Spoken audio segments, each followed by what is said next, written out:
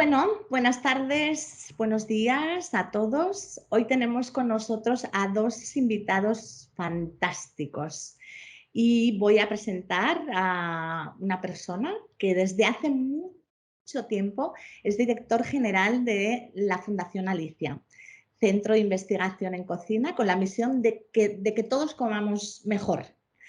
Ha viajado de la mano de los mejores cocineros y cocineras españolas y, como no, también de la mano de muchos catalanes. Y esta ha sido otra de las maneras que ha tenido de conocer tradiciones culinarias de todo el mundo. Y digo otra porque Toni es un tío de estudio y investigación. Y si algo ha estudiado y ha estudiado a fondo, ha sido la cocina catalana. Además de elaborar estudios y recetarios de varias comarcas, diseñó el método y dirigió el equipo de investigación que se encargó de inventariar y catalogar el corpus culinari tradicional catalán. También ha publicado trabajos sobre historia de la cocina y la alta cocina. Ha escrito, dirigido y participado en varios libros, webs y guías sobre productos, restaurantes y cultura alimentaria, y fue el director científico de la enciclopedia, La Nostra Cuina. Hoy en día, Toni está considerado como uno de los 35 mejores comunicadores gastronómicos de España. Ha comisariado exposiciones nacionales e internacionales de cocina, cultura de la alimentación y sostenibilidad, y ha impartido clases, conferencias y ponencias en distintos países. Diseñó y presentó diálogos de ciencia y cocina en el Museu de la Ciencia de Barcelona, donde por primera vez, además, se reunieron los mejores cocineros con destacados científicos de diferentes disciplinas, que fue la primera vez, además, que se hizo esto. Ha recibido muchos premios y, aunque es siempre muy políticamente correcto elegir, tengo que hacerlo. Recibió el premio Ignasi Domenech, el galardón Berguedans Almón, la medalla al mérito gastronómico de los premios Nadal de Gastronomía y el premio Juan María Arzac de Gastronomía y Medios de Comunicación. Así que no puedo estar más feliz, Paulo, de tener al que considero mi amigo y al que tengo muchísimo cariño, Toni Massanés. Mira que bueno. Sí. Bom, cabe-me apresentar o Carlos Ribeiro. É filho de pai português e mãe galega. Não se diz espanhola, pois não? Diz galega. Ok. O Carlos nasceu em Basileia, na Suíça, onde cresceu e se especializou em biologia molecular. Fez o doutoramento no Laboratório Marcos Affolter, na Universidade de Basileia, onde utilizou a imagem in vivo para estudar os mecanismos moleculares e celulares utilizados para esculpir a rede respiratória tubular da mosca da fruta. Não se enganem, pois este é um sistema poderosíssimo para fazer estudos genéticos e neuronais, como há pouco me disse. De outra maneira, eu também não saberia dizer. No seu pós-doutoramento, entrou para o laboratório Barry Dixon, no IMP em Viena, Áustria, onde trabalhou pela primeira vez na orientação de axónios embrionários e se interessou por um tema que hoje vamos tentar aqui explorar, que tem que ver com a tomada de decisões pela mosca da fruta adulta e, ao que parece, isso pode relacionar-se com os seres humanos. Em 2009 mudou-se para Lisboa para se juntar ao recém-fundado programa de neurociência do Centro Champalimaud, onde é atualmente um dos principais investigadores. Portanto, por um lado, temos aqui o Toni, que tem um trabalho na investigação culinária, e, por outro, o Carlos, na investigação humana para a tomada de decisão culinária, sobre a escolha e os efeitos. Muito interessante, tenho boa expectativa.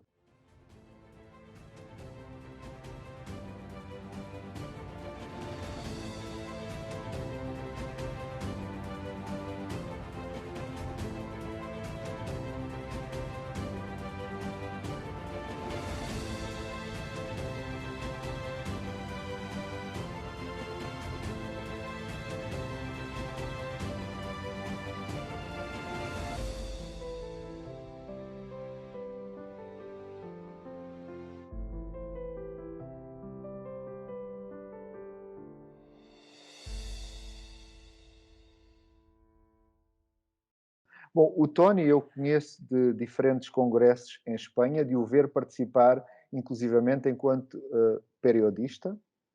Me acompanhas assim, assim? Estás a acompanhar? Ok. E portanto, antes de aprofundar ou de tentar gerar aqui uma conexão, Tony, eu gostava de fazer uma pergunta. Conheço de te ver nos congressos há 15 anos, sinceramente, e sei que acompanhaste esta mudança, não sei se podemos chamar revolução, que a Espanha fez. Passados estes 15 anos, foi uma mudança ou uma revolução o que a Espanha fez na gastronomia?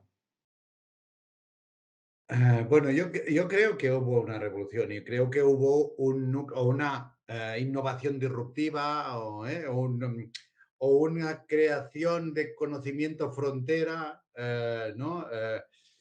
Que cambió un poco el paradigma y que cambió el paradigma no en España, sino en el mundo. Y creo que además hubo un detonante de todo esto, que fue el bullying, ¿no? Y es cierto que eh, la, eh,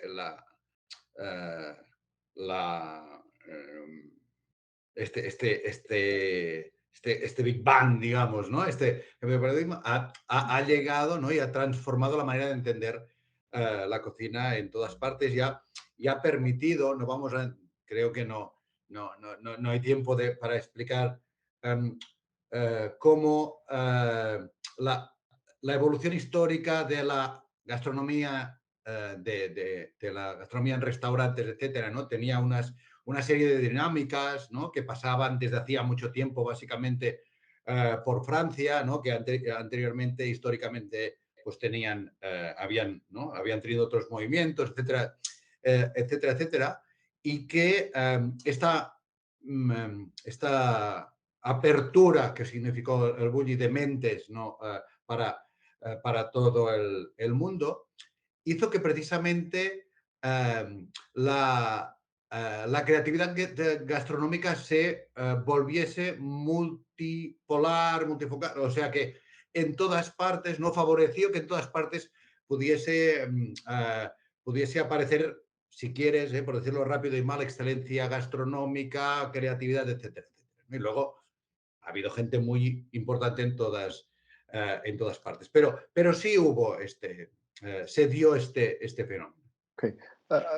Tony, se formos olhar à conexão do El Bulli com ciência e com a Fundação Alicia, quem sabe, e isto é uma pergunta, se a ciência não emprestou ao El Bulli algo fundamental para a sua compreensão e evolução, que é o registro. E a primeira grande obra da Fundação Alicia terá sido aquele dicionário que teve a colaboração. A minha pergunta é: a ciência ajudou ao El Bulli a ficar na história por causa do registro? Registro? Registar? ¿Qué dices? Yo en esto creo que nunca correspondo con lo que la gente que cree que responde. No, a la Fundación Alicia es hija de la revolución directa, hija directa, ¿no? Y reconocida de la revolución bulliniana. Y ahora explicaré cómo en un momento dado, y así pasemos a Carlos, que me da mucha vergüenza porque Carlos tendría que hablar el 80% del tiempo por las cosas que tiene que decir y yo mucho menos. Pero en el bully lo que se cambió fue la mirada, ¿no? Es lo que, cómo aproximarse a la creación de platos, por decirlo rápido, insisto, cómo podían cuestionarse todos los paradigmas que hasta entonces habían guiado, ¿no? Una cierta evolución gastronómica. Y por tanto, ¿no? En este nuevo paradigma de innovación abierta de alguna manera, ¿no? En el bullo se tomaban recursos de otras disciplinas artísticas, etcétera, etcétera. También, yo no diría tanto de la cocina, de la historia, de la ciencia, que también, evidentemente, pero en un momento dado, también de la tecnología alimentaria. Y entonces lo que pasó es que algunos ingredientes, algunas técnicas, etcétera, que por ejemplo, en la industria alimentaria los utilizaba desde hacía mucho tiempo para hacer ultraprocesados, normalmente no especialmente buenos, digamos, es igual, lo digo así, pero pues con esa otra mirada, con poner disciplinas en contacto, ¿no? Con buscar, buscando, ¿no? Otra manera de cuestionarse qué se podía hacer con, ¿no? O con esto y aquello y de esta manera, ¿no? Pues se crearon cosas nuevas. Y eso permitió que una de las cosas, de las muchas cosas, porque yo creo que el cambio de paradigma es... Yo soy muy bulliniano, perdonadme, lo soy por convencimiento, por análisis, yo llegué al Bull por análisis. Pero que se planteó es, por ejemplo, ¿no? Toda una serie de cambios de texturas, ¿no? Que son los que yo creo que la gente percibe más como este acercamiento entre, ¿no? Entre ciencia, insisto, ya que hay mucho de tecnología, de food, ¿no? Science, pero de tecnología alimentaria y cocina. Y también había mucha intuición por parte de Ferran, pero esto no se ve tan plasmado. Por ejemplo, esto luego lo han trabajado más Andoni, han trabajado más otra gente a posteriori, que también, ¿no? También ellos estuvieron, ¿no? Pasaron por el Bulli, por esta incubadora de creatividad culinaria que es el Bulli.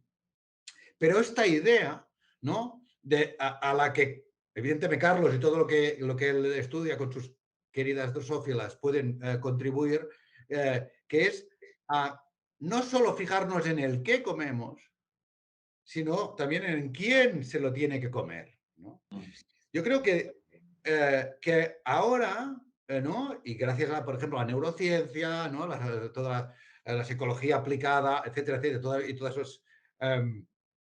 estas ciencias que están buscando todas estas cosas, tenemos una visión mucho más, una visión mucho más completa de esta relación y las emociones que genera y las decisiones que genera, etcétera, etcétera. Y ahora, Carlos, nos vas a poder explicarnos todas estas cosas, porque no solo nos fijamos en el qué comer, sino también en el quién, ¿no? Se lo come y en las circunstancias, evidentemente, en las que tiene o no tiene que comer. Alicia nace en un momento dado, ¿no? Por una serie de casualidades o de condicionantes, surge la posibilidad de crear un laboratorio donde ahora somos unos casi 30 investigadores, ¿no? Trabajen para crear, desarrollar, llamadle como queráis, Evidentemente no estamos haciendo lo que una ortodoxia diría que es en absoluto investigación básica, ni frontera, ni todas estas cosas, pero nosotros lo que hacemos es crear conocimiento culinario, crear conocimiento culinario práctico, ¿no? Para ayudar a que todos comamos mejor. Y todo significa cada uno en cada una de nuestras circunstancias, y mejor significa más sano, más sostenible y más bueno. Y luego podríamos entrar en qué significa más sano, más sostenible y más bueno. También lo tenemos muy claro. Y sabemos que en nuestro día a día, por tanto, venimos de la cocina excepcional, y vamos a la cocina ordinaria, a la normal, que yo siempre digo y que es la importante. Y digo que es la importante porque es la de cada día.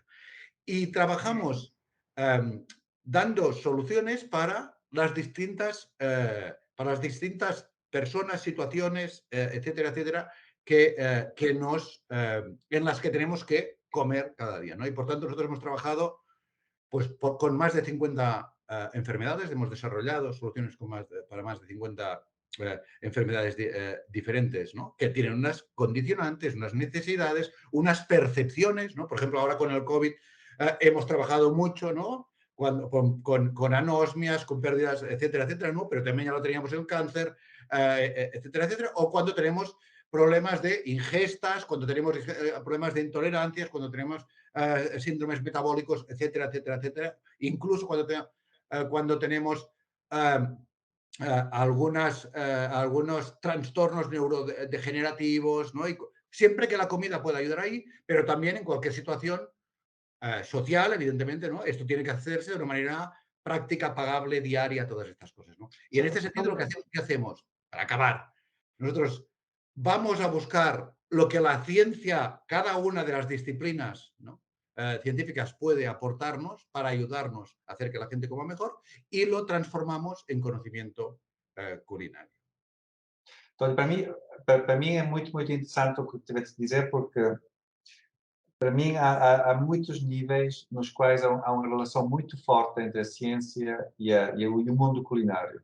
Sobretudo esse mundo culinário que é mais, digamos, mais inovador e mais, digamos, mais explorativo, digamos assim, não é?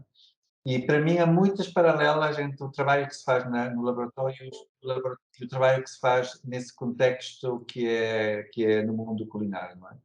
Seja na tensão que existe entre a tradição e a inovação, não é? Que é um dos grandes problemas quando se faz uma coisa nova, porque, como diz o Steve Jobs, fazer uma coisa diferente é muito simples. Fazer uma coisa diferente boa é muito, muito difícil. E aí o problema da inovação, não é? É que não é só fazer uma coisa diferente, é fazer uma coisa diferente que abre novas perspectivas e que abre novas ideias. E aí, para mim, é um dos grandes desafios como cientista que tem uma equipa e também faz muita educação, não é? Dos doutorandos. E para mim é muito interessante que nós na ciência e também no mundo culinário temos um sistema educativo que é muito parecido, que é o sistema de apprenticeship, não é? Tu não vais como cozinheiro, a parte teórica não é a parte interessante, é a base, tens de ter isso, mas depois é trabalhando durante anos com gente muito intimamente que absorve as técnicas e os métodos, não é? E muitas dessas técnicas têm que ver em solucionar essa tensão que existe sobre fazer uma coisa que seja ancorada, que seja no contexto do que já se sabe, na tradição culinária, ou na ciência seria o que se sabe já no cânon científico, mas depois encontrar novas soluções. E aí a inspiração que vem da arte, da tecnologia, também das surpresas que nós temos no dia a dia, não? Onde, para mim, as mais grandes descobertas são: oh, isso é muito estranho, não é? Mas é muito interessante.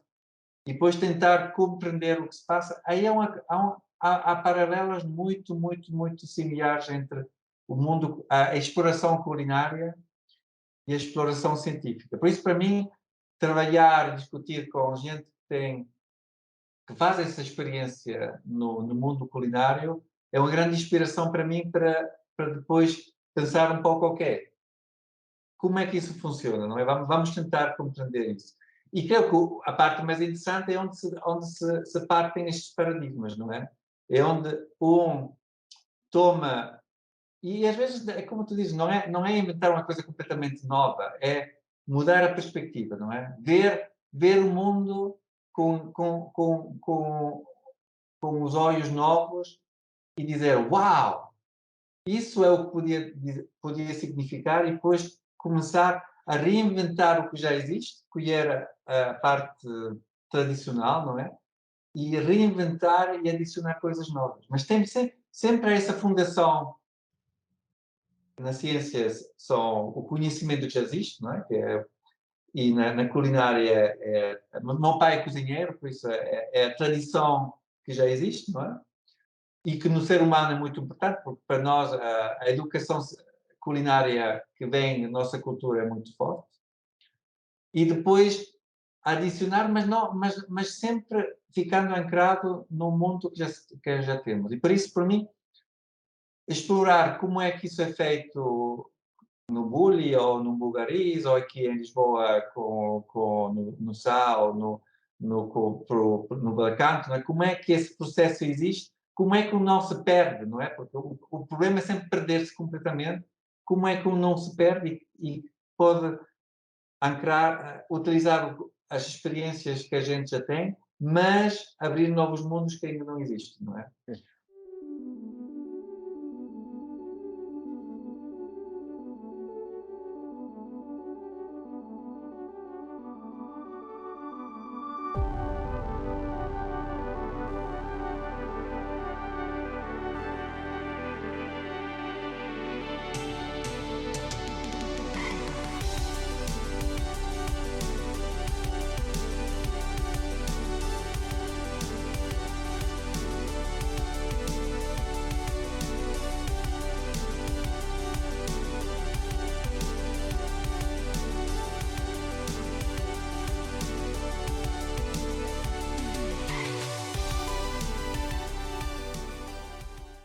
Carlos, porquê que é importante estudar a tomada de decisão? Qual é o enquadramento? É conhecer mais a pessoa humana? Qual é a relevância da coisa? Creo que, afinal, se um se pergunta porque é que nós precisamos de um cérebro, não é?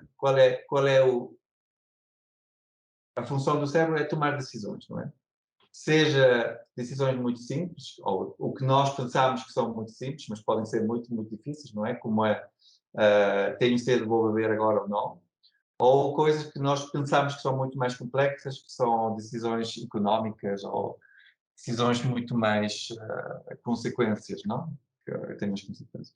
Mas, ao final, isso é o que o cérebro faz, não é? Integra as experiências sensoriais que temos agora, quer dizer, as opções que temos agora, com as nossas memórias, sejam o que nós fizemos ou que vem geneticamente.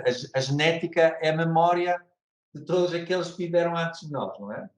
E todas as experiências são feitas, a nossa língua é a memória ancestral de todos que comeram antes de nós e que codifica o que é bom para nós, não é? A nariz é a mesma coisa. Os genes que fazem a nossa experiência sensorial é a memória genética de todos os nossos passados, não é? E então utilizam esse mundo externo e o mundo interno, também saber o que nós precisamos em memória, integra e faz a decisão. E é isso que o cérebro faz.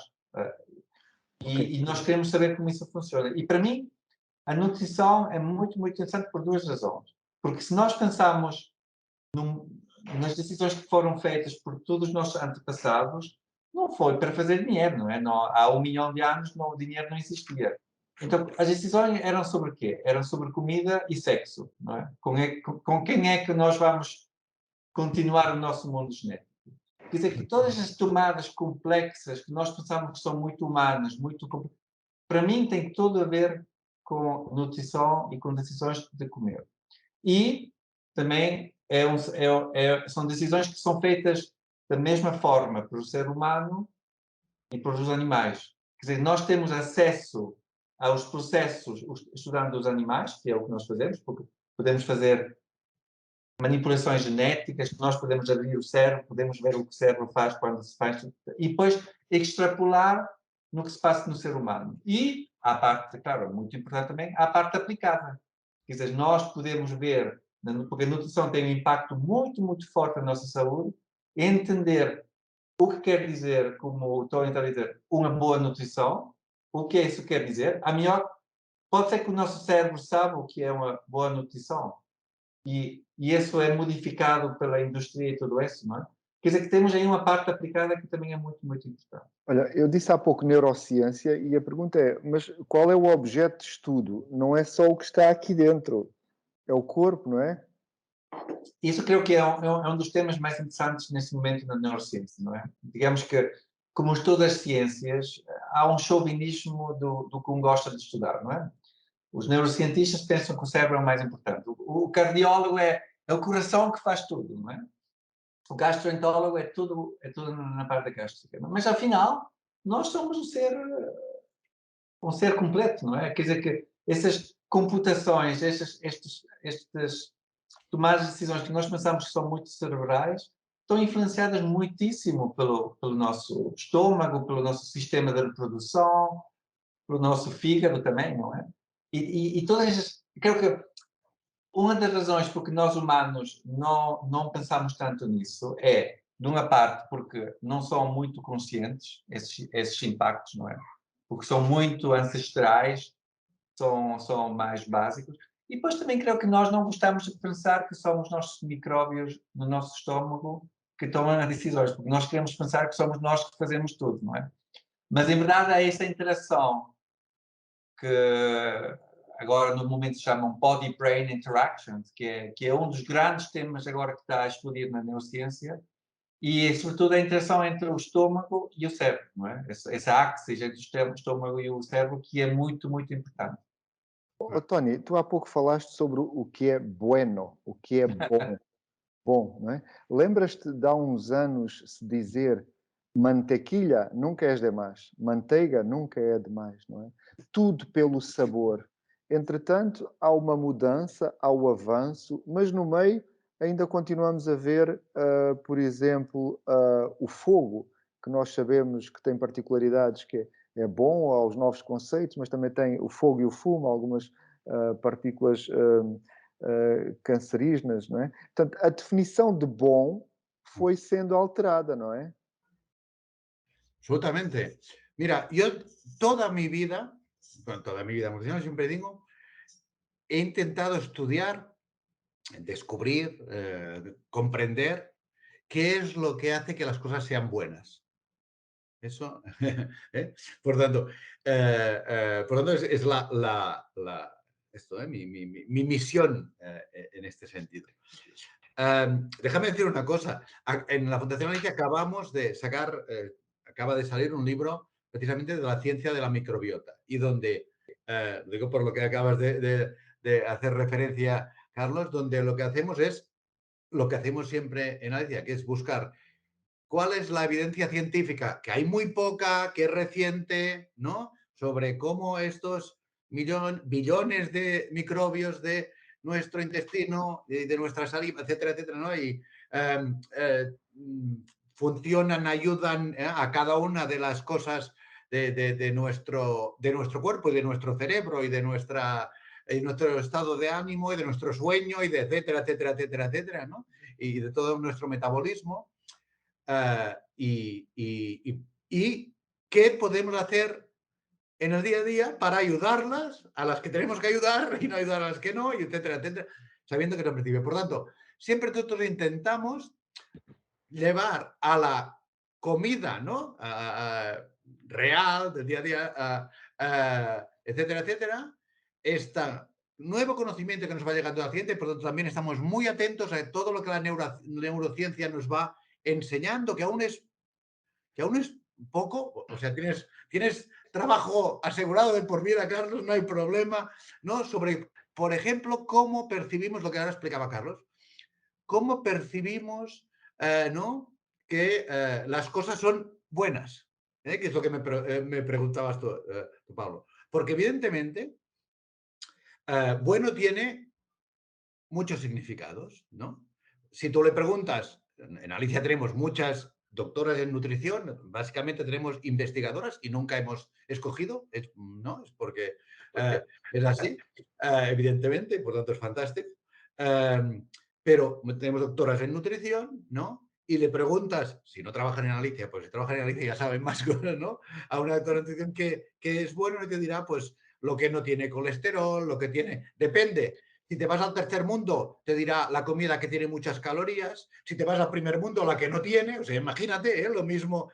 La misma ciencia a veces quiere que los alimentos alimenten y a veces quiere que no alimenten. Y bueno, podemos complicarlo ad infinitum, ¿no? Pero luego está nuestro paladar, que es esta memoria de todos, ¿no?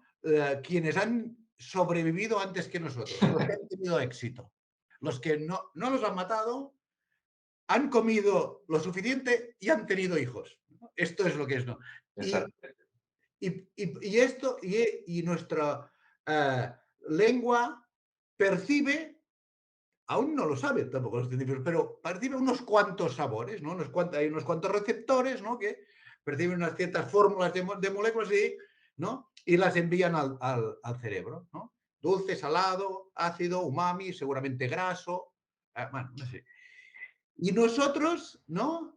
Y además somos capaces de percibir miles y miles de moléculas aromáticas, ¿no? Que van por el aire, nos entran por delante o por detrás ¿no? Cuando han actuado con nuestra saliva, con las bueno, igual. Nos entran en la nariz y también somos capaces de registrarlo, ¿no? Y lo enviamos, aún no de identificarlo, de registrarlo, y lo enviamos también al cerebro. Y en el cerebro se está esperando a todos estos receptores de sensores que también trabajan conjuntamente y de manera no separable, ¿no?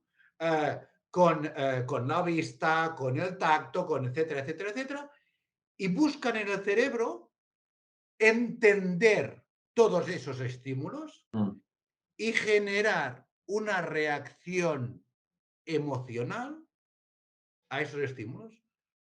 Me gusta, me apetece, lo deseo, me repugna, etcétera, etcétera, ¿no? Para hacernos hacer, ¿no?, aquello que tenemos que hacer para continuar viviendo, ¿no?, y reproduciéndonos, ¿no? Un poco estas cosas. Y esto funciona así. Estemos en casa, estemos en un restaurante con 3 estrellas, ¿no? Y intentamos cada vez, ¿no?, entender el mundo, a cada microsegundo entender el mundo y nuestra relación con él. Fíjate, el chocolate no te gusta o no te gusta. O sea, primero, no es bueno o no es bueno, ¿no? Sería este el primer filtro. Dirías, ¿te gusta o no te gusta? Tampoco es eso. Porque si tú has comido ya, ¿no?, te gusta mucho, pero has comido 3 porciones de chocolate, en ese momento a tu cerebro el chocolate empieza a no gustarle. Por tanto, es absolutamente dinámico, ¿no? No puede ser. El Não, chocolate. mas isso é exatamente o que nós queremos estudar agora, não é? É não só como é essa informação é utilizada para fazer decisões, mas como é alterada para que o Tony coma o que tem que comer, a Susana coma o que tem que comer, Exacto. o Paulo coma o que tem que comer, e eu como aquilo que tenho que comer. E a coisa fantástica é que funciona. Não sabemos muito bem como funciona, mas funciona. Agora, qual é o problema? Não é? Porque eu, quando apresento o meu trabalho, a gente diz, mas, Carlos, se o cérebro sabe como fazer, porque é que temos todos os problemas de obesidade e tudo? O problema é que esse sistema genético, não, do olfato, do sabor e tudo, evoluiu num contexto que era um contexto específico, não é? Onde havia pouca comida, onde a utilização de energia era diferente de estar aqui sentado a conversar, não é? Nós estaríamos a caminhar aí na savana, seria a nossa atividade. E, claro, esse sistema evoluiu para funcionar nesse contexto. Mas agora nós estamos vivendo um contexto completamente diferente, primeiro. E segundo, e aí o mundo culinário também ajudou, nós aprendemos a hackear o sistema, não é? E, sobretudo, se faz muito, muito dinheiro mudando esse sistema. Quer dizer que agora, o que sabe bem não é necessariamente o que é bom. E agora é que aí que temos atenção, não é? Como é que voltamos a um contexto no qual o que sabe bem é mesmo o que é bom. E aí é onde a Fundação Galícia trabalhou muito para juntar essas coisas, não é? Mas o problema é que qual é o problema? É muito, muito, muito difícil fazer estudos no ser humano, não é? Porque se tem que esperar 20, 30, 40 anos para saber o resultado na nossa saúde. E também, nós, humanos, também mentimos muito cansados de comer, não é? Isso é uma coisa que para mim é muito fascinante, é que se um compara as respostas que são feitas a perguntas culinárias por escrito com o comportamento das pessoas, há uma diferença muito grande. Porquê? Porque há uma expectativa cultural do que nós devíamos fazer, não é? Mas, em verdade, nós fazemos uma coisa diferente. E a outra coisa é que nós fazemos muitas coisas que não são conscientes e não nos damos conta do que estamos a fazer. Quer dizer, que só existe uma possibilidade de verdadeiramente observar o que a gente faz e isso é a minha, digamos, a minha ideia como cientista, é que nós temos mesmo de compreender como é que funciona.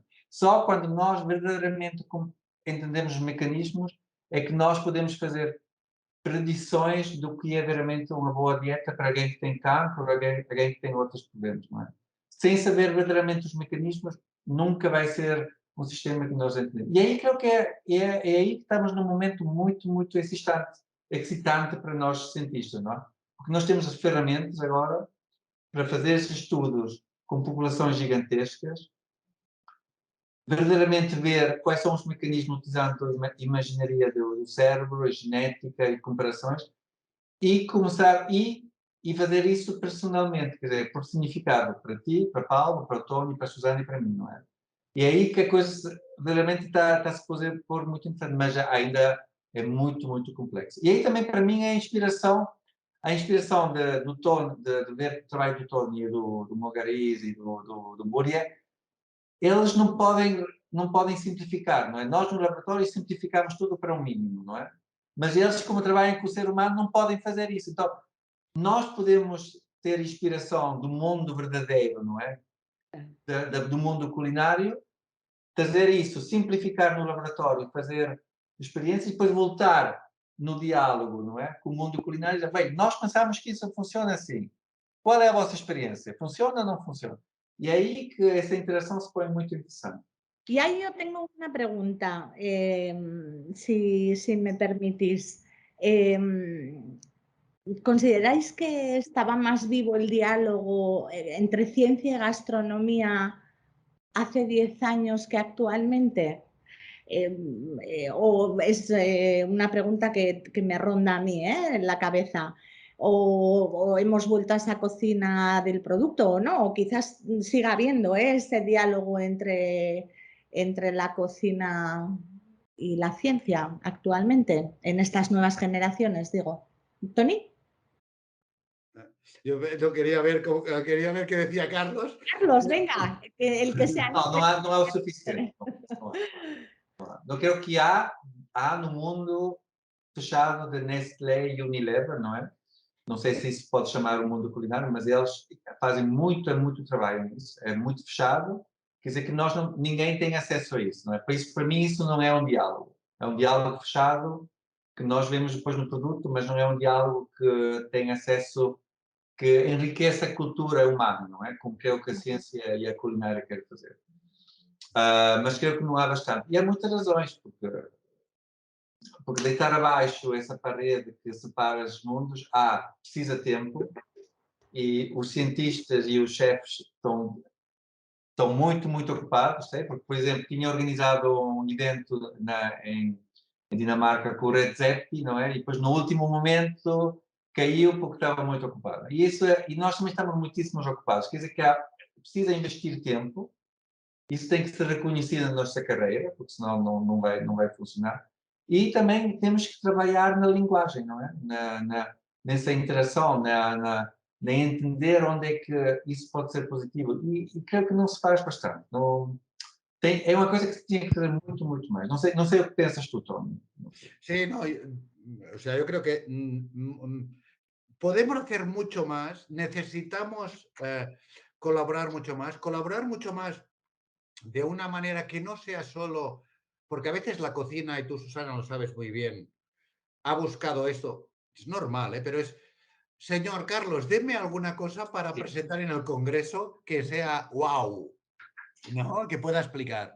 Claro, la ciencia no funciona así.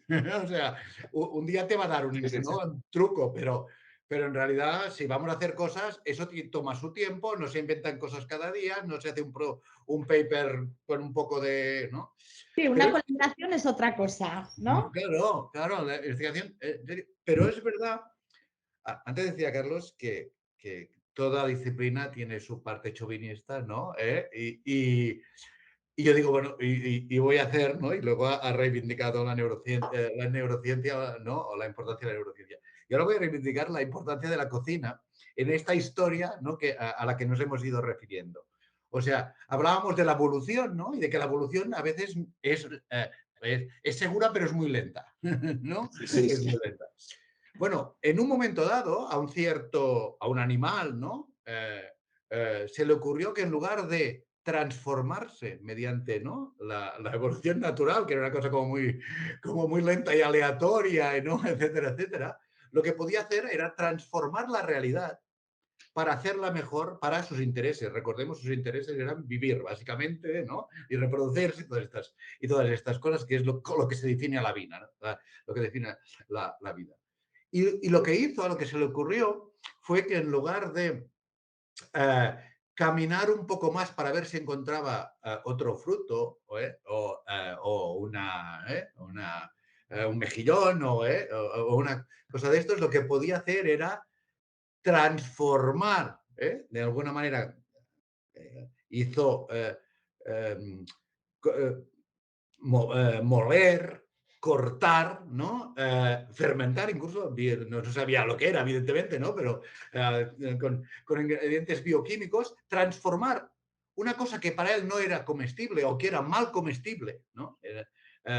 En un comestible. Estás a falar de formigas, ¿no es, Tony? No, Hormigas hacen esto, ¿sabes? sí, pero los arqueólogos, nosotros trabajamos con arqueólogos, ¿eh? Los arqueólogos te dicen, bueno, de acuerdo, o sea, el límite, también hay unos monos en una isla, famosos por los antropólogos, en una isla japonesa que han aprendido, además se ha visto que han aprendido, por tanto es comportamiento cultural, a remojar un moniato en agua. De acuerdo.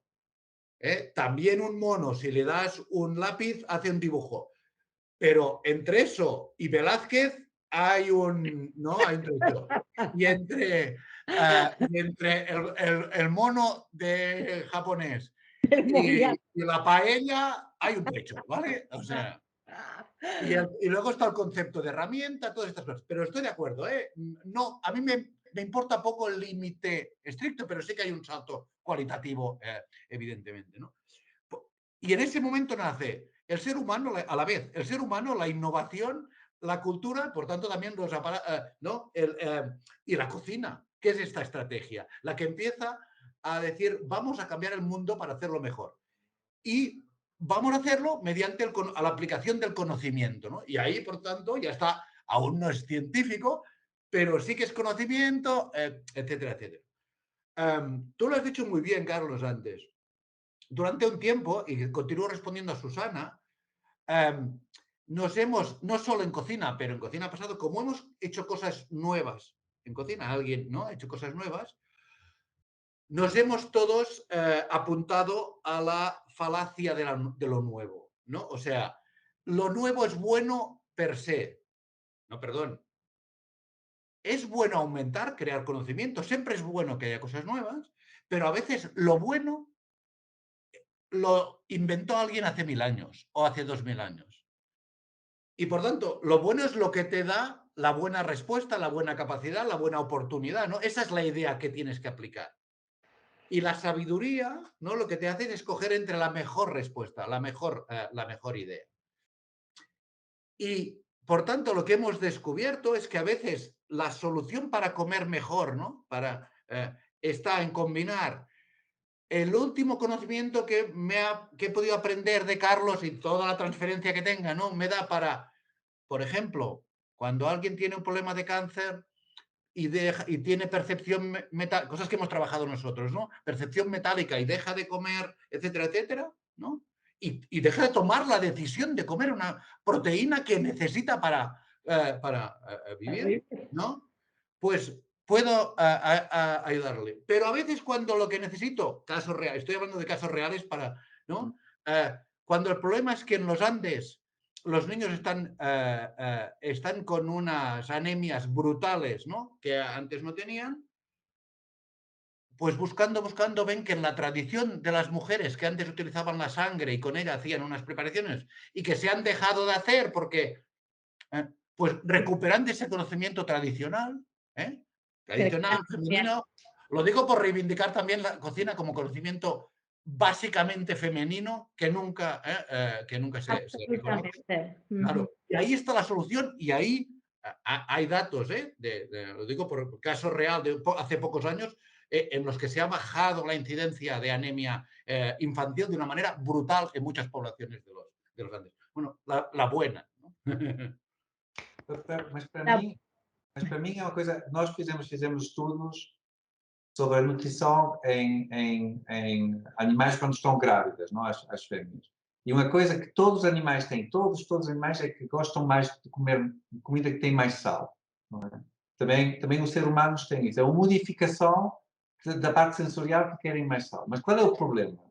Todos os médicos vão dizer que quando as mulheres estão grávidas não deviam comer sal. E é uma razão muito forte. É por causa da pré-eclampsia, que é uma doença de pressão, que é um dos grandes problemas em mulheres quando são grávidas.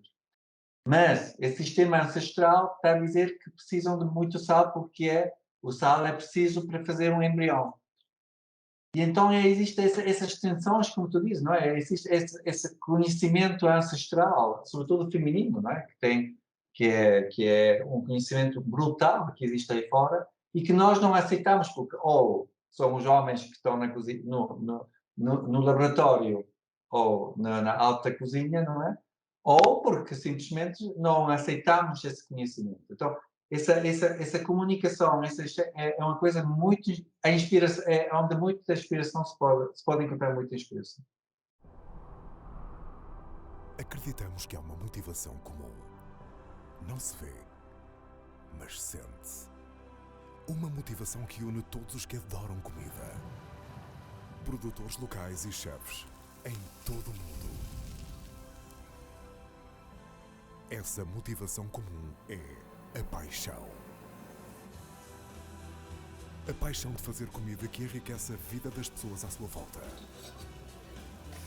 Inspirados por esta paixão e em colaboração com muitos chefes, criamos MacroChef para lhe oferecer uma vasta gama de ingredientes e produtos de elevada qualidade. A melhor comida é feita com paixão. Em todas as regiões, em todas as cidades, em todos os sítios onde a comida é partilhada. MacroChef. Ingredientes para a sua paixão. Ok, Susana, a nossa conversa está ótima.